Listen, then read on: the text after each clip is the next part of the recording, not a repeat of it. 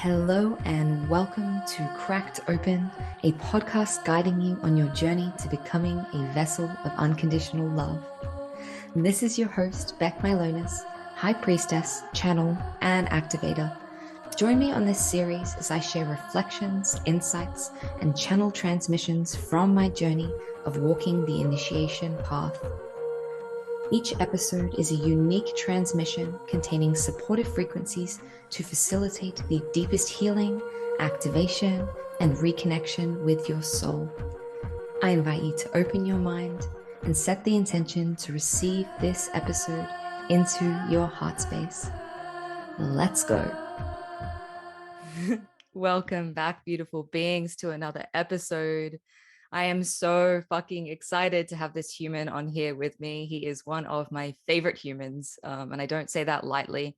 Yesterday, it dropped in for me to start bringing people onto this podcast who I'm obsessed with, who I've had really beautiful connections with, because I feel like it would serve some of you to meet their frequency. And I'm going to go into Ross's official bio in a second, but this man, I can tell you, oh, so much love, so much love. This is a man with a really big heart. In his bio, he wrote, Ross is a giant man with a giant heart. I could have written that myself, right? Like I can attest to the love and the light and the joy that pours off this human. Look at him smiling. I love him.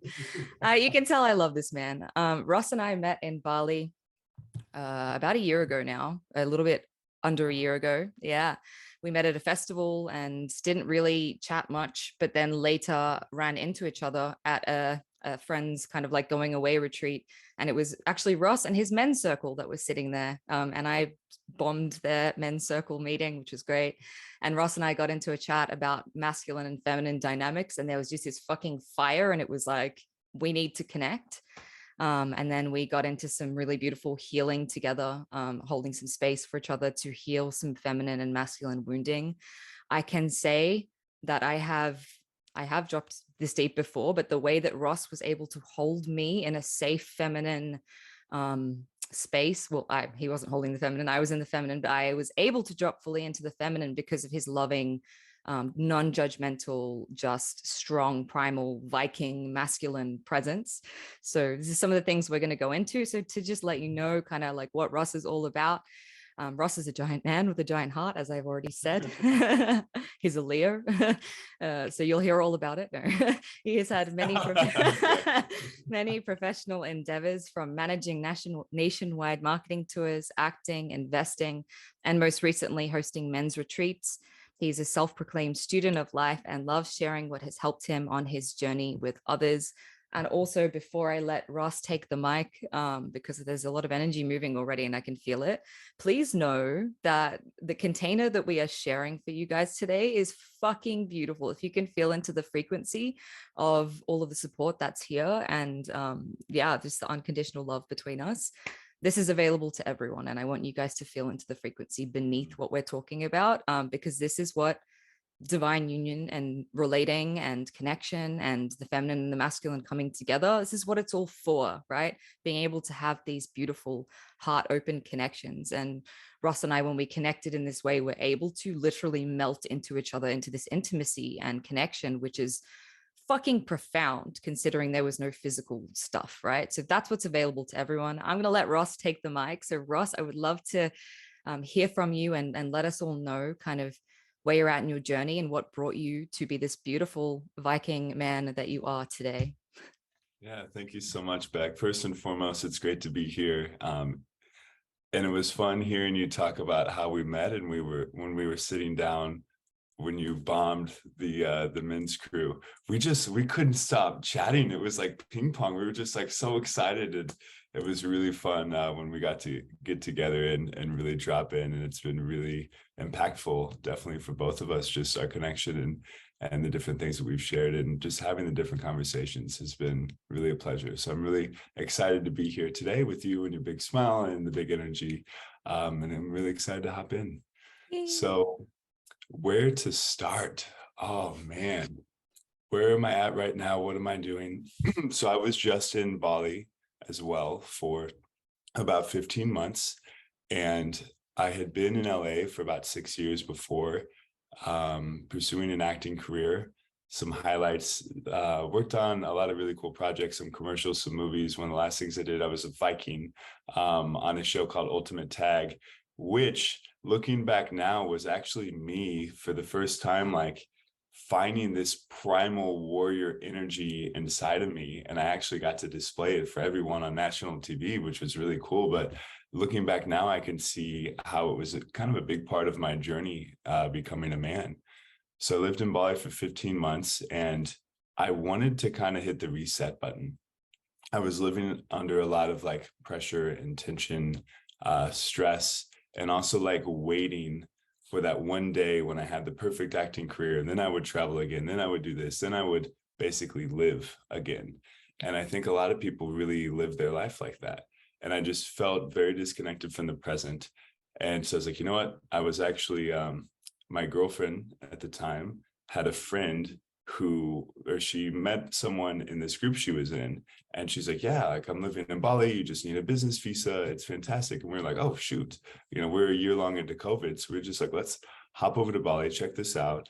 And we really had an amazing experience. I jumped into all kinds of trainings. I did Thai yoga massage, yin yoga, meditation teacher training, but something else really profound that I got into were these like somatic trainings and something called the embodied warrior training for men.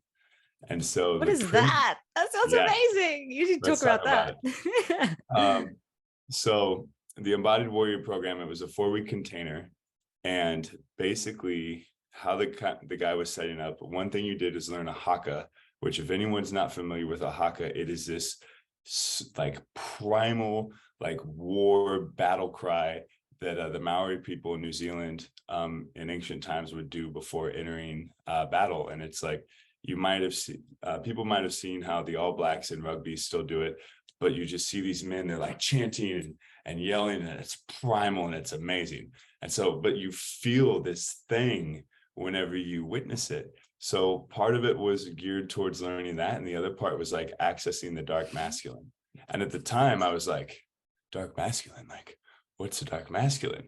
And my background is a people pleaser, a nice guy, very passive. And I felt like I was very stuck in life. Like I couldn't push through. I couldn't get to the other side. I was kind of floating around. I didn't have a ton of direction. I was always very growth mindset, and I was always seeking and learning, but I wasn't able to actualize any of the things that I was learning about, like kind of professionally. And so there were times when we did these like really intense somatic healings where one exercise for 14 and a half minutes, the facilitator is playing like really intense, kind of dark, like war Viking music. And we're in groups of 3 and 2 guys are holding this like mattress, and we're like, God, and we're beating the heck out of this mattress. And this was a profound experience because like, I mean, one of the guys holding it was like a rugby player. So he'd get behind it. I'm like giving it everything I got for 15 minutes. I'm elbowing, I'm kneeing, I'm kicking it. I'm doing Muay Thai at the time. So I'm like pulling out the combos. But after 3 minutes, I was dead. But then my guys are like, no, get up, keep going, keep going. I do another minute, I'm dead. And you just keep pushing and pushing and pushing, and you find there's always more, there's always more, there's always more. And somehow we got through like the 13 or 14 minutes. And then afterwards, put the mattress down, you sit down, and you were held by the guys, like just held by the masculine in a very healthy, non-weird kind of way. It's a little Bali-esque, right? But at the same time, like it felt so nice, and you felt so safe, and you felt so protected after just like giving everything you had. And then another experience before that one, we were just by ourselves. He took us through like a guided meditation and some breath work that was getting up a lot of these feelings. And what I've come to find out is a lot of us have a lot of rage that has been suppressed, and it wasn't safe to express when we were little, or maybe we had mothers that didn't want us to be like our fathers, so they kind of got it out of us, or it anytime it would come out, they would make it known like that's not okay, you can't be like that. And so I just had all this stuff that was pressed down. And so one day we have these like bolsters, these fluffy things for yoga, and I'm like smashing this thing, and we're like calling out to our dad, and why'd you this and why'd you, just like getting all this stuff out that's in there energetically. And then it brought me to this place of like, I was like, whoa, I have some really intense, we just dropped in really quick, huh? I was like, man, I have some really intense anger and pain and like pure evil hatred inside of here. And I was like, whoa. And it kind of scared me at first. I was like, wow, I'm literally living with this inside of me. And how it manifests is I was just like scared of doing anything. Because, like, A, what if that gets out? And it was just so pushed down that, like, what I found is it left me numb because this was so pushed down inside of me and turned off. The opposite end of the spectrum, joy, love, fun, bliss, all these things were shut off too, because there's the yin and the yang, the balance, right?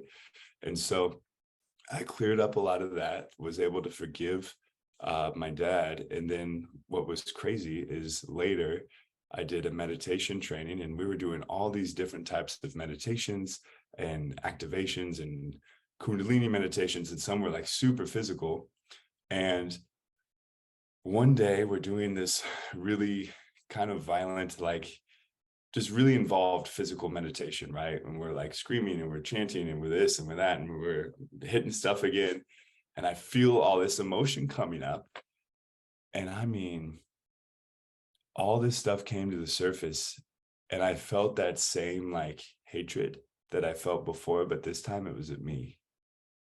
And I was like, oh man, it's actually me. Because it's easy to point fingers. Oh, this person did this, and this person did this, and this person did this. But we also, like, during this course, we learn to take responsibility for our part, our fingerprints on things in our life. And I realized like how much self-loathing and shame and guilt I had towards myself that I was walking with every single day. And it literally felt like I was just wearing a coat that was like filled with dumbbells. It was just like weighing me down. And even like people have told me my posture has changed. Like I'm just a little more, I'm like a tall guy too, so it's easy to be like this, but I just feel very like expanded these days. Um, but that was crazy. And then after like expressing that both times, both towards my father and towards myself, after it got out, what was left was like grief and like severe sadness. And then it just like came out in the form of like weeping and sobs and tearing, but it just like came out.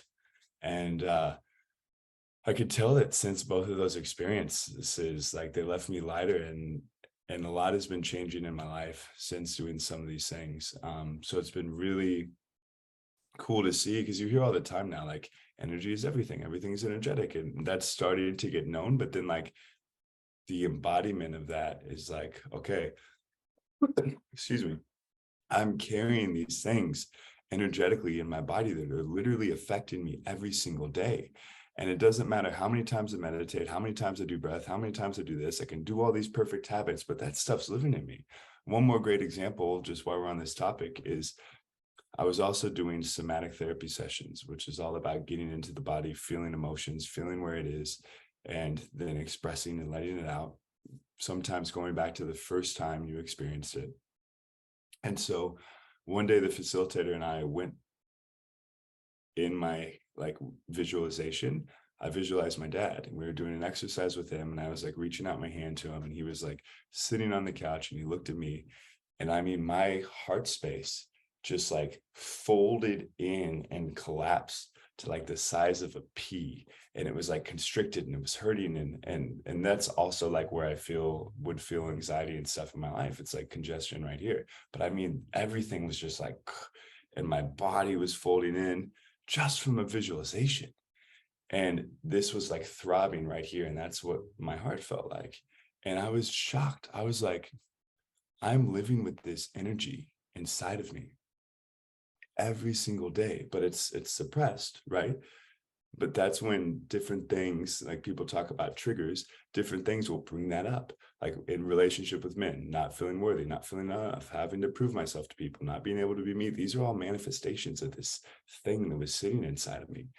And so I told this guy what I was feeling, and he goes, "Hey, you're missing something." Because before this, I was talking about how, yeah, like things are cool with my dad. I just don't have a desire to talk. Like we went through a lot of stuff, right? I was like, I just don't desire to talk to him, have a relationship with him. And he goes, "You're missing something. There is an inner child inside of you that loves his father, wants his father to love him, wants his father to be proud of him, and wants his father to know what's going on in his life." And that just like that got to my core, because I was like, and I just like surrendered. I remember in the moment I was like, I just went, because I didn't have to just be so tight and like I can do it. And because also what I was saying is I can do this by myself. I don't need you. I don't need help. And then in my life, that's how it was manifesting. I wouldn't get close to anyone. I didn't need help from anyone. I had to be a lone wolf, and it wasn't working. So that's what got me going into all Amazing. these different things. But it was so crazy to see how those things were still living energetically in my body. And then one other time I had a dream about an ex-girlfriend. I was having recurring dreams, yet I was in partnership with someone else. And so I went in and brought up that one week that I was having dreams of this other person. And so we went in, and in visualization, we went in the room with 3 different past partners that I've had, and we brought them in the room. And immediately in my body again, I felt like all this anxious, nervous energy and like suppression and I was like, holy crap, this is just from a visualization exercise. This is insane. And then we did an exercise with one of them where I was able to say things that I wasn't able to say at the time because I couldn't communicate. I didn't have my own boundaries, and it just cleared all these things for me internally. But it was really wild to see, because I had done like therapy before, and you're just like talking, and I knew something else was going on, but it was actually really getting inside the body and letting these things out, and also reestablishing the connection, because I know for a lot of my life I've been in my head, and I'm also like very smart, very quick, very analytical, but it could only get me so far because my body wouldn't be on board, or my body would stop and be like, it would control me or hold me back, or I'd have these sensations of anxiety all living up here from these different emotions that were suppressed. I love everything that you have said. I mean, I literally have said all of this stuff on the previous. So I'm like, it's just speaking out of my own mouth. There are a few things I want to go back to, because as you were Yes. saying them, when you were talking about the anger and the rage, oh, I was clearing a lot of stuff in the field. It's the exact same journey that the feminine goes into, right? The feminine and the masculine need to go through this anger, because it's almost like the grief or the sadness underneath that anger and that rage that we have to release is too much for us to hold, right? So we need to be in that sacred rage. We need to be in that anger. We need to be in that warrior. We need to be in that Kali Ma, destroyer of everything mode to be able to feel that. So it's so interesting, because the anger is always an access point to deeper grief and sadness, and it's about connection. Something else you said there around the inner child, I really want to go into it, because that's actually how we were able to have such a deep connection, because our inner children felt really safe and connected. But actually, want to take it back again, because I'm like, oh, we could go there, I could go there, I could go there. Take it What I want back. to, what We I got want to time. bring We got time. what I want to bring it to is, you were saying at the start, and I know this about you because we've discussed how we've both been through the wounded opposite polarity. So I was in a really wounded masculine energy, and you were saying you were in this wounded feminine, people pleasing. I mean, it's a nice guy as well, so it's not just but you said, and we've said and talked into it the past, how you had a lot of feminine energy, and you had to come through this feminine energy to reclaim that primal masculine dark, masculine ravaging and Viking and all of that power, right? In a Ravaging and healthy pillaging. way. Yeah. Anyway, yeah. All of that stuff, right? Which is so juicy and great. And I love it. And the effect that it has on my body. That's why I'm like, we need to move on from this topic, because I'm going to just start having spontaneous orgasms. Um, but yeah, talk to me about that journey of like, coming from that feminine energy, and you've spoken into some things that you've been doing to really move more into that masculine energy. But talk to me about what divine masculinity is to you, and how, what traits that is. I want to know from a man's perspective, because I Yeah. can talk about what I believe divine masculinity to be, but I would love to hear it from your perspective. And the traits that you feel like you're stepping into as you move from that feminine polarity into the masculine? Yeah, absolutely. Great question. So there's a lot of talk these days. I'm really happy to see that this conversation is happening. That people are starting to have this polarity conversation, masculine, feminine. Something else we're hearing is toxic masculinity. And so I feel that toxic masculinity is just wounded masculinity. You know, a lot of us in society have been hurt by men, both women and men. And we're all like experiencing repercussions from that right now. And I believe it's up to us to heal, and also up to men and women to work together. And that's one thing that's been really cool about our connection, is we've been able to do that. And so there's certain traits of masculinity that when they're not divine or awakened, they can be toxic. Like competition can be a good thing, and then it can also be a toxic bad thing. And so it's like strength that's grounded in love, power that's grounded in compassion. Like this is what makes divine masculinity, and like direction that has purpose behind it. Because one of the first things that you need with masculinity, or like awakened masculinity, is direction and purpose. And it's kind of like I don't know, it's like it's the strong force, but also the open heart and the ability to love. Because if you're just like, you know, there's a lot of people now on the internet, red pill community and this and that, that are coming out and saying all these things. And I'm just like, when I listen to it, I'm like, you guys are forgetting about love, both for yourself, both for your woman, for your families. Like life is not just about stacking up cars and money and having as many chicks as you can possibly get. Like eventually, so that's the not enough wound, right? That's a big wound of the masculine, is just not enough. And that's kind of my story. It's like I was doing all this stuff, but I could never be fulfilled and never be satisfied. And I always felt lost, and it didn't matter what I did. And so now we have a lot of people giving advice to young men that are going through their own hurt, that have fathers that are abusive, or that are not there, that are not present with them and absent. And they're looking for someone to listen to. They're looking for a way out. They're looking for hope. And it's this future vision of, oh, if I can just get XYZ. And that's where I was when I was back in an acting career, and I felt empty and not purposeful and not fulfilled. I was like, oh, well, if I just, and I kept buying in harder. I kept trying to do more and more and more, until finally I was like, man, like my body started falling apart. I was getting injured. I was bodybuilding at the time. I was doing all this stuff, and my body was like, dude, stop. And that's when I went to Bali, because I had to make a shift in how I was living my life completely. And I actually, at 30 years old, I woke up one morning and I was like, okay, I just turned 30. I feel like numerically I'm a man, but characteristically, I don't feel like a man at all. And then I was like, what is a man? And I'm like, you know what? I didn't have anyone teach me. My dad did the best he could, but he was not a great example of this by far. And we actually, maybe we'll get to it later, but we've had so much healing in the last few years. It's been beautiful. And I could also see how it's opened up a lot for both of us. But yeah, I'm like, I had no role models, no other men in my family. And so I started diving into books, and I started doing courses, and I wanted to learn like what happened here. And then the history is like, back when we had farms, the family would work as a unit.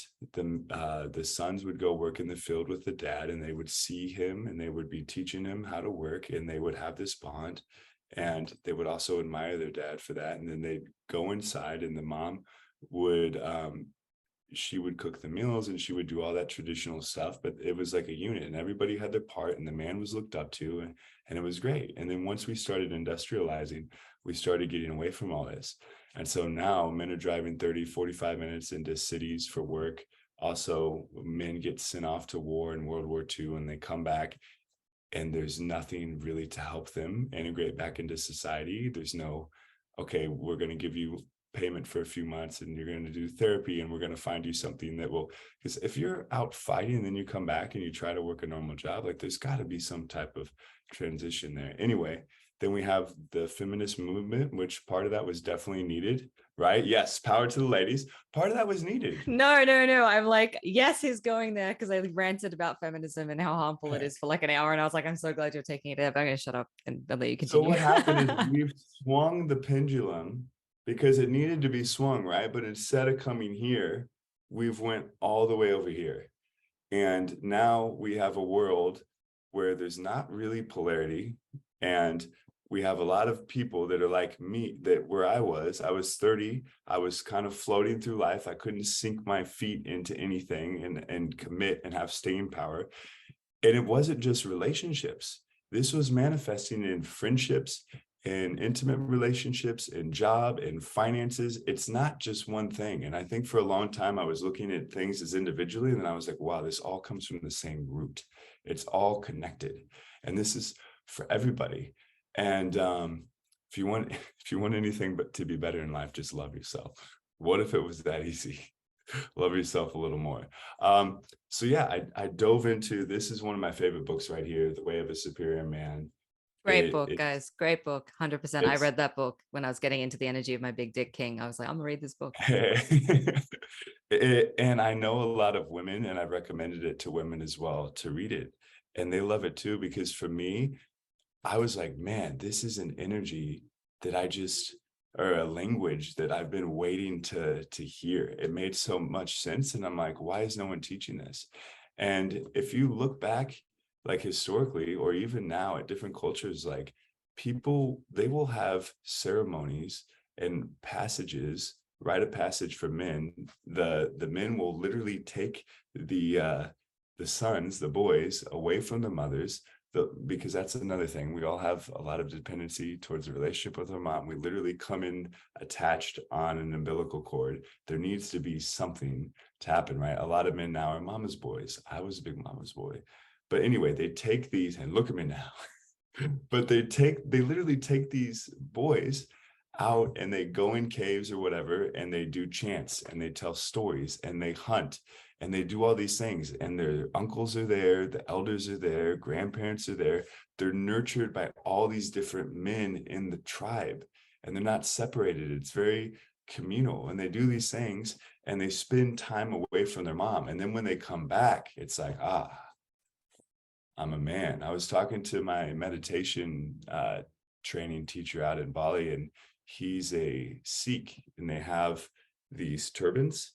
And I asked him, I was like, hey, when did you get the turban? And he got it at 13. And it was like their like rite of passage, coming as a man. You have the turban now, and there's like a ceremony involved, and it's really cool. But for us, it's like, honestly, the average like 16, 17-year-old playing video games, watching porn, and beating it in a dark room, chasing after women, and like they just have no idea where they're going, what they're doing. And also the school system is designed to keep us like, okay, well, then it's the next year, and there's no direction. We just know that, okay, one day we're going to graduate and things are going to work out and we're going to get a job.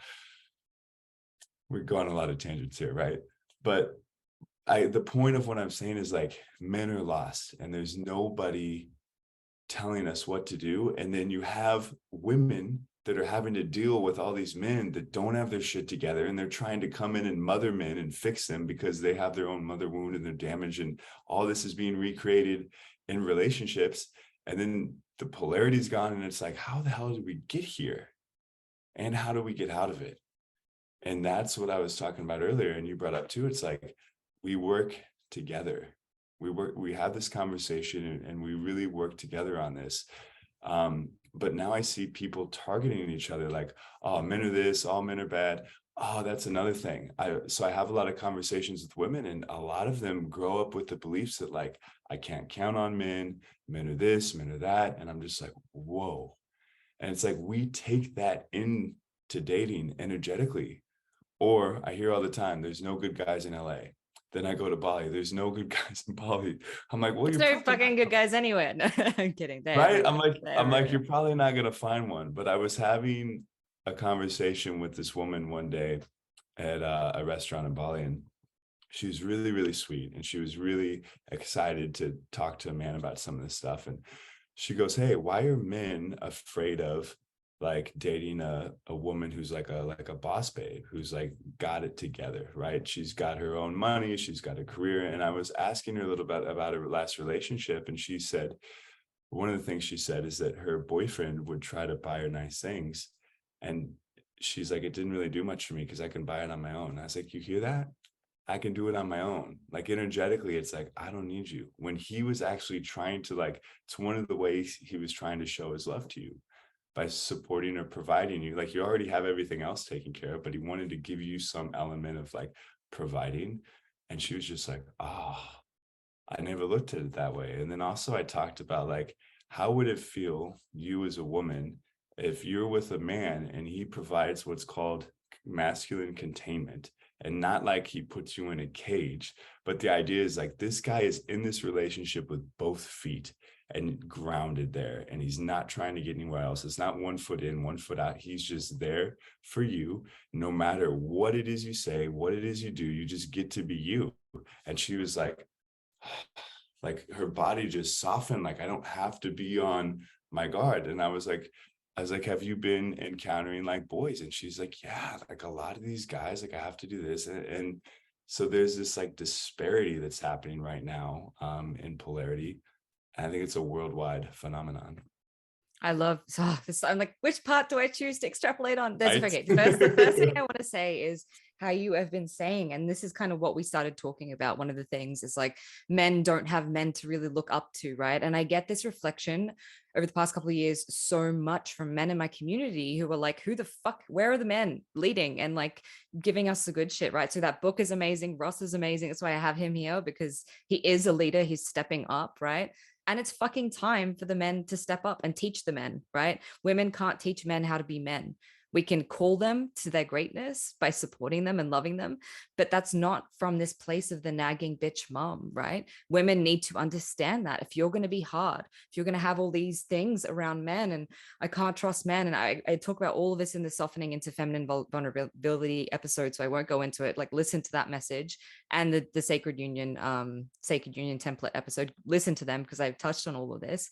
But if you're not allowing yourself to be in the heart, to be open, to be surrendered, how are the men going to stand up? How are they going to rise into being men? Like, there's literally no place for men to be men in society, because women are trying to do the things that men are, doing, taking all the roles and support and protect and provide for themselves, which is really great. Another thing that you said that I feel like this is kind of where we want to go, this is what the tangent's taking me towards, maybe. I mean, you're the man, so you can lead, but you said around the heart space, right? Like, it's so important.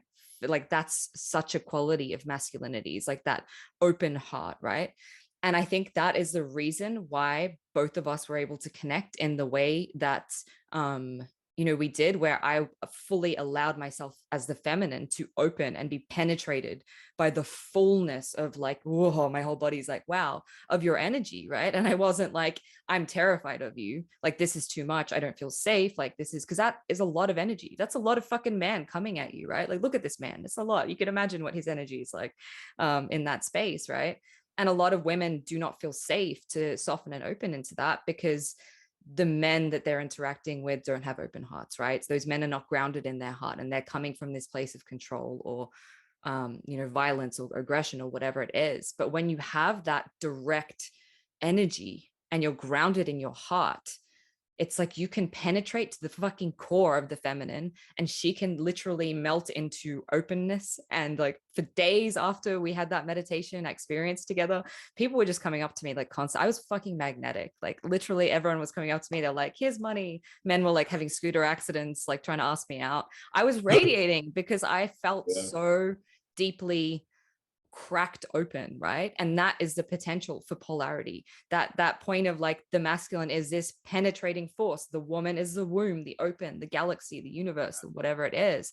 And in order for that to take place, that big explosion of like fucking bliss and joy and ecstasy and orgasmic amazingness and connection, you need to feel safe, right? So it's like, you need to do the inner child work, which is where I want to take this into the divine father mother topic that we were talking about, and also how that's related to our own family healing. Because as I said, the reason why we were able to get to that place together was that I want you to share it because you were sharing the vision that you had of our little children on these like cars, Yeah, and it yeah, was really cute. So you can share that, and then you can absolutely perfect. keep going on that topic.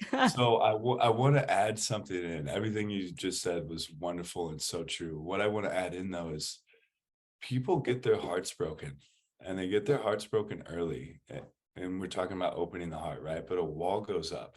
We go into another relationship so often carrying this same wound, this same hurt, and then we project that shit on the new person. And then if you go below that, what's really crazy is sometimes this hurt, we're getting into it. Sometimes this hurt actually There's is a really demon. You need to suck it out. there's an angel. They're cheering us on, making noises. But a lot of times this hurt actually can be traced back to the woman's connection with her own father. And then it's like we're going in our life, recreating this connection, trying to find love. And it's exactly what my mom did with my father. She's recreating the experience with my grandfather, her father. And so it's like opening, forgiving, and like really clearing this, because it's so easy to be mad at this person and it's like, oh, this person is doing this, and or they being the perfect mirror. And that's the really tough pill to swallow, right? Yeah.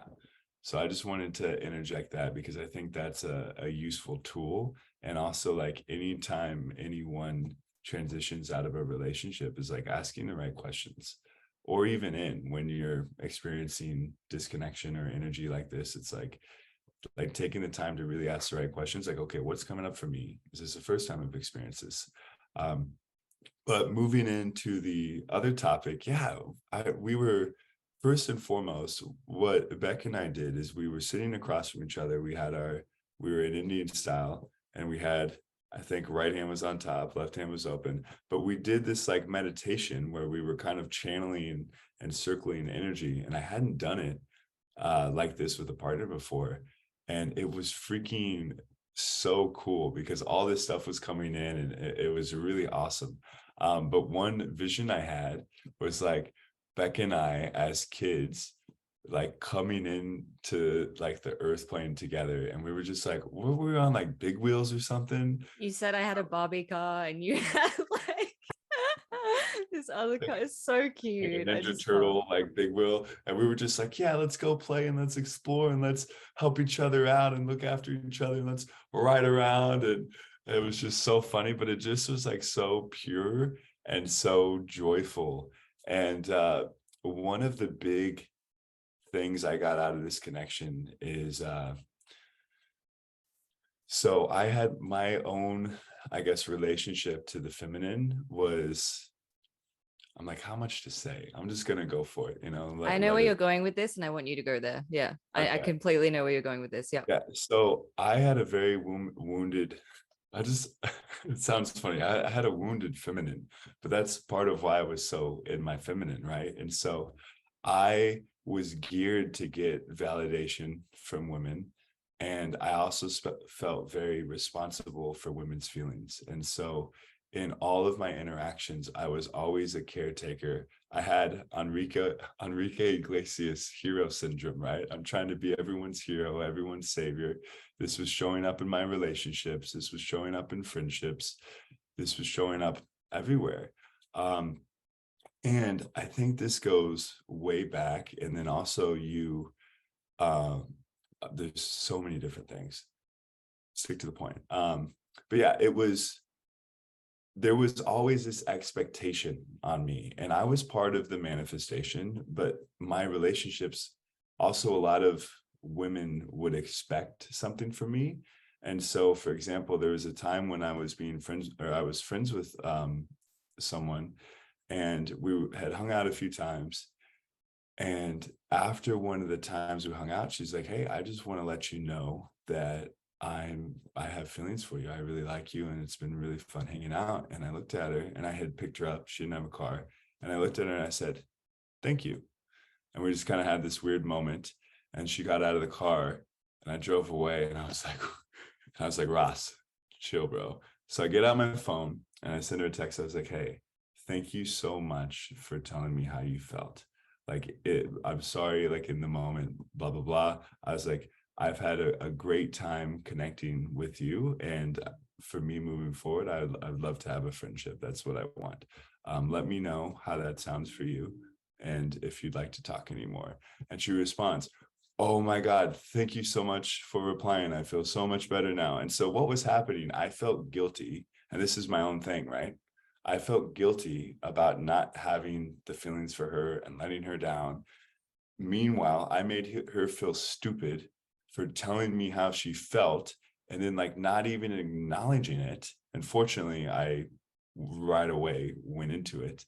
But yeah, it was wild to see, like, it wasn't okay. Like, this is just how I was wired. Like, it wasn't okay.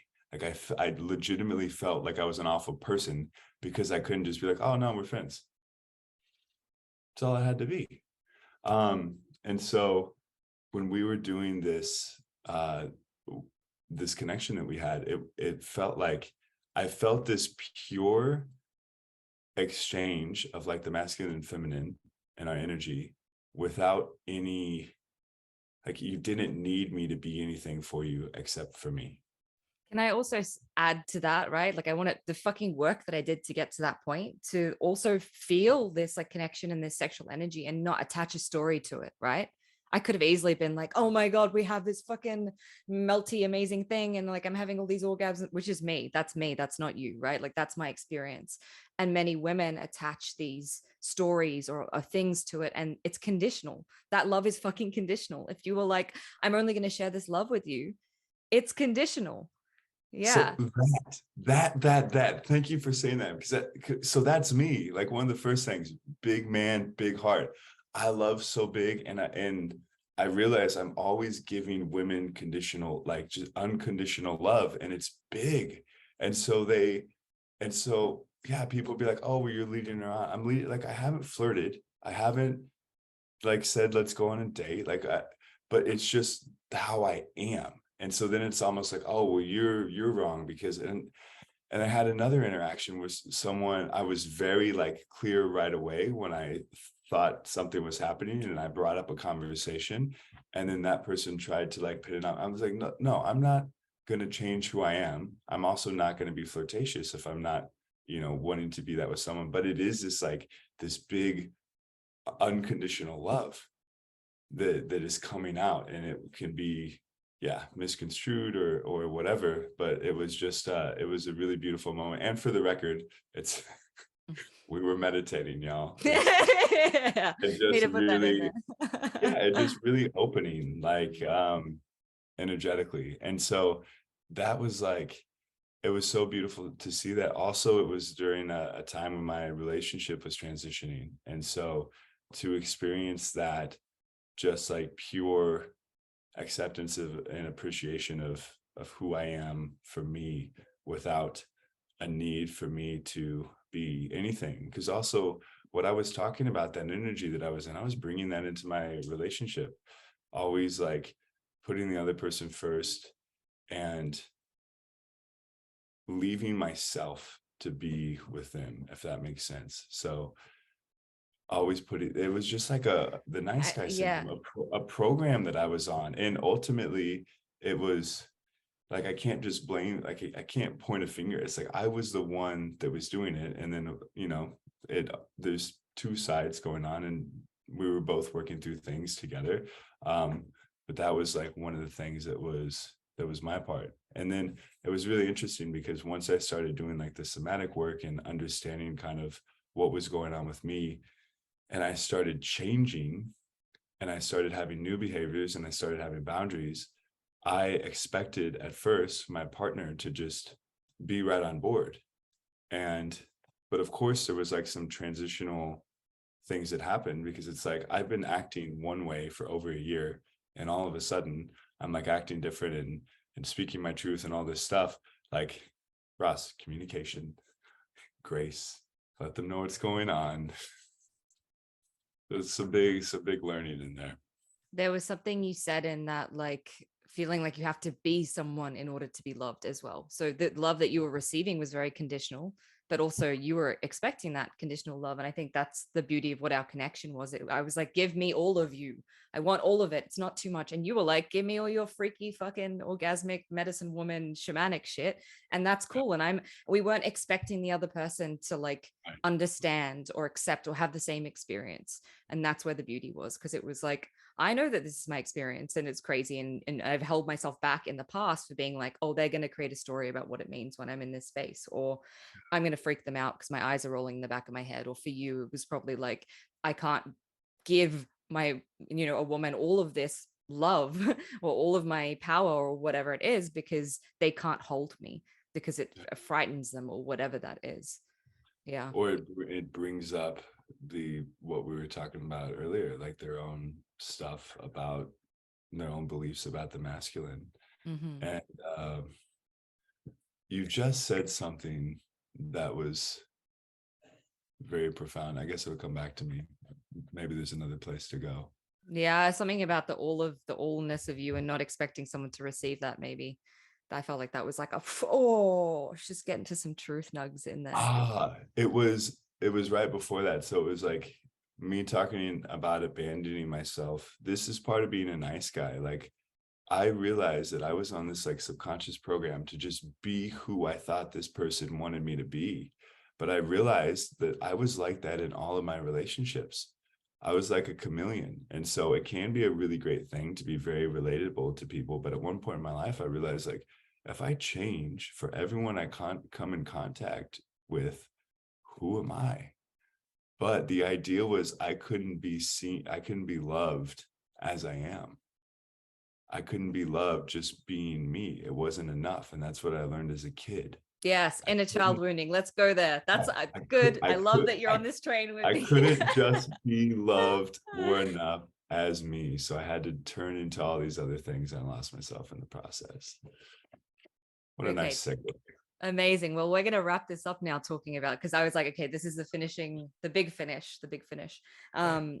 Let's talk about how our own self-love journey, or reparenting our inner child, so receiving that love from our own inner father, inner mother, all of that stuff has, well, enabled us. Firstly, I think you guys can see it's enabled us to have deeper connections in this way, but also has enabled us to heal the relationship with our own family, because Ross and I are super mirrored, and we were going through very similar things at the same time. So when I came back to Australia to heal some stuff with my family, he was kind of about to go on a similar journey and go back to the States. So he actually went on it a little bit later, and I feel like I kind of integrated mine a little bit before he did, but we came to this completion with the cycle of our family around the same time, like the full completion of feeling that love, like that unconditional love with our family, and all the wounded stuff that we used to have with them is no longer there, the triggers, all of that stuff, being able to see them and understand them and be like, I am going to set a boundary if you're acting in a way which is harmful, but I love you and I understand where you're coming from, or whatever that is. There was one other thing that I wanted to say, but I can't remember. Oh yeah. And how we've both come to this place of like understanding that need of being in an environment which is nurturing and supportive and family oriented, and just like sinking into what it feels like to be at peace, and have an inner child who is regulated and taken care of and safe and feels held and loved. And so yes, talk to me, Ross, about like I know my experience, and I've spoken a lot about my experience with my inner child, how you reparented your own inner child, and how that has changed the dynamic with your parents, how you've kind of become this parent for your parents in a way, right? Because that's our generation is, in a sense, leading our parents to heal, where the cycle breakers. So that's where we're going to take it now. Yeah. So I've been doing my best now to actually unbecome the parent to my parent, because I did have that stage hard, and it takes a lot out of you when you're becoming someone else's parent. And I think too, one of the best ways to help or inspire someone is with your way of being. And so Yeah, I spent embodying embodiment yeah, instead of having to like force them to tell do them. something. Totally. And I completely love that you said that, because that's not the becoming the parent is not the final point. And thank you. So when I got home from Bali, I spent 7 weeks with my dad because I just wanted to be there with him. I wanted to bond with him. I wanted to help him with his house. His house needed to be cleaned up and he needed some serious help there. And this is huge because I hadn't seen him in 3 years. And I didn't even see him before I went to Bali because I just didn't want to. And that's where we were. And one of the big things that's so important, at least for me and our healing, was I had to learn to let him be who he was. And so what I mean by that is it was like a roller coaster when I went home. A few days in, I was like, I can't be here. This is not a great environment. Da, da, da. And I was like, Ross, you're a man. You set the intention. You're coming here. Are you just gonna give up and go? No, you're gonna stick it out. And I'm so glad I did. But there were something else real quick.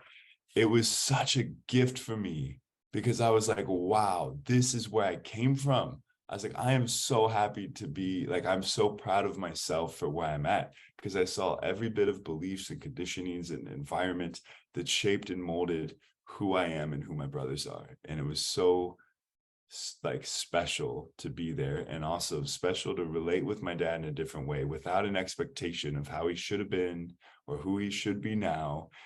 And as I've opened up to him, he's opened up. And I was actually finding out about who he is and what his life has been like for the first time. And so it was really cool. And also something else that happened, there's a whole bunch of stuff in his basement, like 40 years of collected stuff. And I called a dumpster. We got a dumpster there. And my brother and I helped. My dad would go down there and kind of point at things. And he's a little older. And so we got all this stuff out of this basement, and it was so cathartic because it was just like we're opening up and getting all this crap out and going through memories. And it's really wild because when you shift on the inside, things start changing on the outside. It was years ago I heard this quote, your outer world is a reflection of your inner world. And I was like, whoa, it like shocked me to my core because I felt like a hamster on a wheel. And then I was like, oh my gosh, I'm trying to do all these things out there, but it's actually in here that I need to look at. And just recently I held a men's retreat here in California. And there was a buddy that I went to school from kindergarten all the way through senior year of high school. And then we've connected here and there throughout the years on social media, but he flew out to be in this retreat from Kansas City to be in this retreat. And that showed me too, like I'm ready for these reconnections because of the work I've done. And also like we had the best time and we're exchanging stories. And I was just like, wow. And then another kid came up from another young man came up from San Diego, who was a buddy of ours that went to middle school and high school with us. And it was like such a nourishing addition to the weekend to have these two guys there, because it was just like very, very opening. But I think as to your question about the inner child, I heard this guy in Bali, Rick William, and he told us this story about like, he's like, okay, you have a mother has a 5-year-old, and a 5-year-old, they're in aisle 7 at the grocery store. Aisle 7's the boring aisle, and he wants to go to aisle 9, has a child at the grocery store, you're in aisle 5. You want to go to aisle 7, but the kid's like kicking and screaming. He's like, no, I want to stay at aisle 5. And he's like, okay, you can literally pick the child up and then go to aisle 7 with him, and he's still going to be kicking and screaming. It's like, or you can be like, you know what? And just sit down and be like, okay, we can chill here. And then the kid's like, he kind of chills and he relaxes. And he's like, okay, this is cool, but let's see what's over there. And I heard that and I was like, ooh, because I feel like I was kept trying to do and to fix and to change and to achieve and all these things. But my body was just like, dude, hold on a second. Because it was wanting me to see, and it was actually wanting me to check in with my inner child and this version of me that was like, hey, can you pay attention to me for a second? Can you love me for who I am right now? Can you quit trying to achieve everything just to feel good about yourself? Because even I was a Viking on the show on Fox. It was a big thing. And after I felt empty, but this was like a peak career highlight, but I still had this kid that was just like felt so unloved. And so it was through examining like what it was like for him, and through journaling and through talking to him and visualizing one time I did this beautiful inner child meditation, just like visualizing on my own. And I picked him up as Big Me, and we went on like an adventure day. And I took him to Toys R Us, which, RIP to Toys R Us, not around anymore. But I was like, you can have anything you want. And he was like, what? And he like picked out a toy. I was like, bro, anything you want. And he picked out another. I was like, fill this card up. And he was like, what? And he's like going crazy, getting all this stuff. And then I was like, guess what? We can come back anytime you want. And he's like, oh my God. And then we were like outside in the grass and doing somersaults and just playing. And so I think one of the ways this translates to my life now is I've really allowed myself to start playing more. And one of the things I've been doing is, since I got back to LA, I took 10 private salsa lessons. I've always been wanting to learn how to salsa dance. I have an amazing group of friends and community that I've been dancing with. And it's checked so many boxes. It's growth, it's learning, it's fun, it's expression, and really just playing. And I just signed up for a 6-week series at another studio. But it's been so fun to add this to my life, because I think sometimes life can just be so serious, especially if you're a high achiever and you have big dreams and you have goals. And sometimes it's great to be like, wait, I'm supposed to have fun too, and just give ourselves a little reminder. And also when I check in with the inner child, he's like, hello, like that's what this is supposed to be about. Pay And I heard attention something to great. Yeah. me. And I heard something great from Alan Watts the other day. And he was talking about like people separate work and play. And he's like, no, what if everything you do in life becomes play? I fucking love that. And what a beautiful place to bring this to closure, because I feel like this has been a playful conversation between us. Thank you. You have brought so much like wisdom on this episode, and your presence and your lightness and your joy radiates out through you. Ross, if people want to come find you and see what you're doing and know what you're up to and experience one of your retreats or meditations, how can they find you? Yeah, best way is on Instagram at Ross Forte. Forte is Forte. And send me a message if you want to connect, if you want to go deeper into any of the topics we've talked about, or if you want to know about the next Elevated Man retreat. Also, Beck, I want to say thank you so much for having me on. Thank you for being you, and also for powerfully stepping into who you are and sharing your gifts, because you're a big inspiration to me, and I know so many more people. So I received that. Thank you. All right, guys, until next time, I love you. Goodbye. Thank you for listening to another episode of Cracked Open. Don't forget to hit subscribe and share with a friend if this episode has served you in any way. For more information about the work that I do, or to get in touch with me, read the show notes or head to beckmylonis.com. Until next time, beautiful soul.